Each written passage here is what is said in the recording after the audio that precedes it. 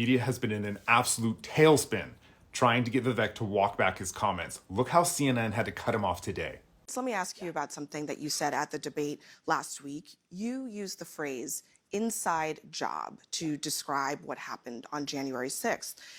The next day, Capitol rioter Alan Hostetter highlighted your comments at his sentencing. He is going to prison for 11 years. Hostetter threatened members of Congress. He brought a hatchet, knives, pepper spray, stun batons, tactical gear to the U.S. Capitol. Are you concerned that a convicted felon like that is now promoting your comments in court? So here's my concern, Abby, and I want to tell you guys where I'm at. If you had told me, it's close to 3 years ago that January 6, 2021 happened. If you had told me 3 years ago, back when I was a biotech CEO, not steeped in this world, I was just consuming passive media, but was focused on my world of developing medicines. If you had told me that January 6 was in any way an inside job, the subject of government entrapment, I would have told you that was crazy talk.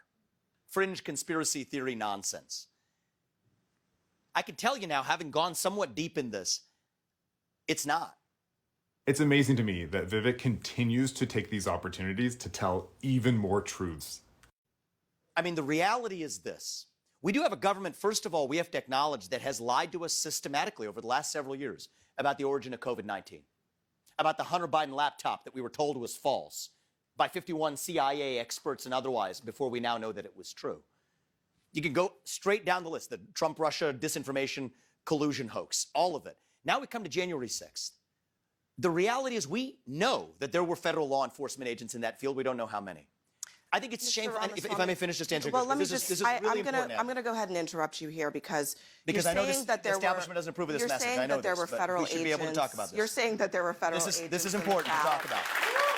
Honestly, at this point, I think CNN should know better. Vivek is going to take any opportunity you give him to tell as much truth as he can. And in this case, I really think he's starting to even win over the audience. You're saying there were federal agents in the crowd on January 6th. Yep.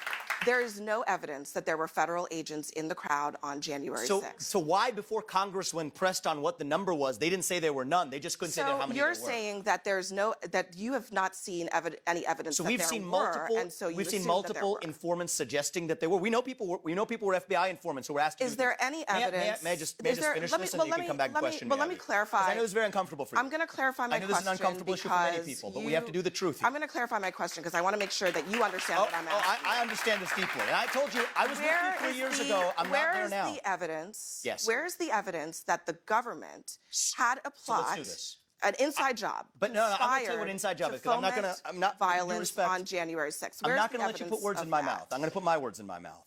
And I'm going to tell you what I mean by that. Where is the evidence that the government was involved in planning or executing January 6th? So I'm going to give you hard facts. And if I may, Abby, I know this is going to be a little uncomfortable, but we're going to go through this, and you can push back on it after that. And you can push back on that. And let's do this fairly.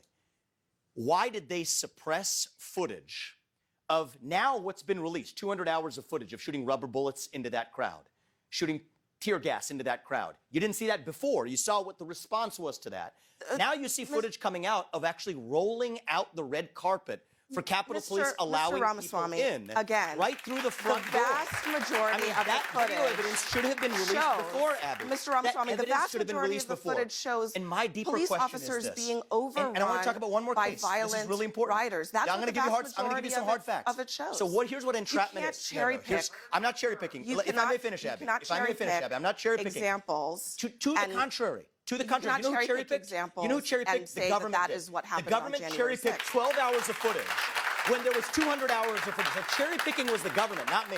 Release the whole thing. And let me just finish one thing too, because this is super important as a topic. So I think this is a civil libertarian issue of our time. Gretchen Whitmer's kidnapping. I want to be really clear on this, because it's the same issue in the same FBI, same even part of the FBI.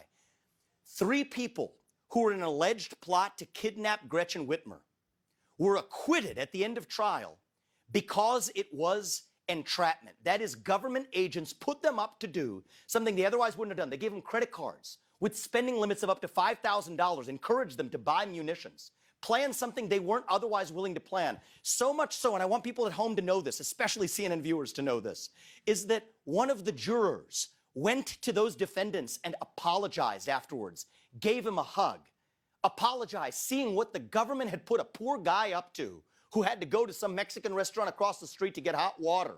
These people were exploited with credit cards up to $5,000, FBI agents putting them up to a kidnapping plot that we were told was true but was entrapment. Same thing with the Capitol Police, people letting them in freely. Many of those people then being charged. Look, the government cannot put you up to do something and then charge you for it. That's wrong. I don't want to have to. Wrong to the left or the right. I don't want to have to interrupt you. I really don't.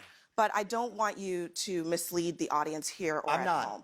I think they've been misled by the mainstream media. 14 people. The mainstream media has misled them. 14 people were charged in that plot. A majority of them were convicted. I said 3 of them were acquitted on grounds of entrapment.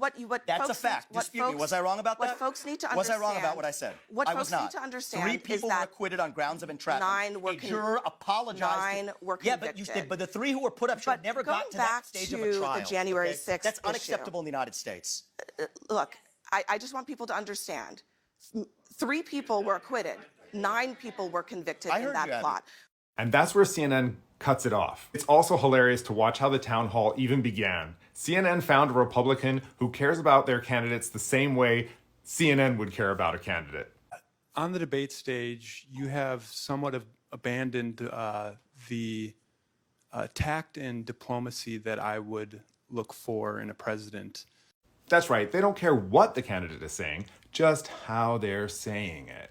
I'm all for keeping it real and dogging the establishment, but there's a gravitas that I look for in those who represent our country. How do you see the balance between keeping it, being authentic, and maintaining that presidential demeanor? I appreciate the question. I think it's very candid. This is what I love about Iowa. I get tougher questions from you guys than I do from the media. That's good. It's why we're here. So I appreciate that. Look, here's the standard I use for holding myself to or holding any president to. I want us to be able to look our kids in the eye and tell them that I want you to grow up and be like him. It's been a long time since we've held our presidents to that standard. That's the standard I want you to hold me to. That's a high standard. Now, I think about that in judging the way that I comport myself in different areas. Am I going to tell my kids to go to school and be a bully? No, I'm not. But I'm going to tell them, if somebody bullies you or hits you, you're going to hit them back 10 times harder. And that's the way I'm going to lead this country. You have to be, as we say in our family, you have to be strong enough to protect your kindness. So if you watch those debates carefully, I don't engage in 4-letter words. I mean, there are other candidates who have called me dumb, scum, and worse that I'm not going to repeat here. I didn't go after them, but if they're going to come after me, I'm not going to be a president, whether it's Xi Jinping or Vladimir Putin or anybody else. Who's going to roll over? When I'm leading the United States, the same rule applies. If you hit us, we hit you back 10 times harder. But it's not for the sake of being a bully. It's for protecting our inner kindness, too. And I think it's important that we have a president that has both of those attributes. I've done more podcasts probably than most presidential candidates in history combined, mostly because podcasts are new. I'll admit that. But I will tell you, that's a different setting. And so I think it's the book of Ecclesiastes that teaches, and my faith teaches me the same thing. There's a time and place for everything. There's a time and place for fortitude. There's a time and place for justice. There's a time and place for mercy. And I think it's going to take all of those attributes, every last ounce of each of those attributes, to stand for this country, to reunite this country and revive who we are. You don't want a wilting flower in the White House, but you also want somebody who understands what we are fighting for. That's the standard I want you to hold us to. We will aspire to hold ourselves to. And I think that sometimes being a parent is what gives me my moral clarity. And I hope through the rest of this campaign, we're just getting warmed up, I hope to be able to earn your trust that, yes, I do have what it takes to tell you the truth. I'm not going to hide the truth from you. If you want someone who's going to speak truth to power, vote for somebody who's going to speak the truth to you, to the Republican Party. Do it unvarnished, without sugarcoating. And I don't do much sugarcoating. But also somebody who, as you, I believe, want, can stand for the ideals that would make our founding fathers proud and would make our children proud as well. Can you even believe the way CNN titles this video? Vivek got fact-checked on conspiracy theories, okay? That's what happened.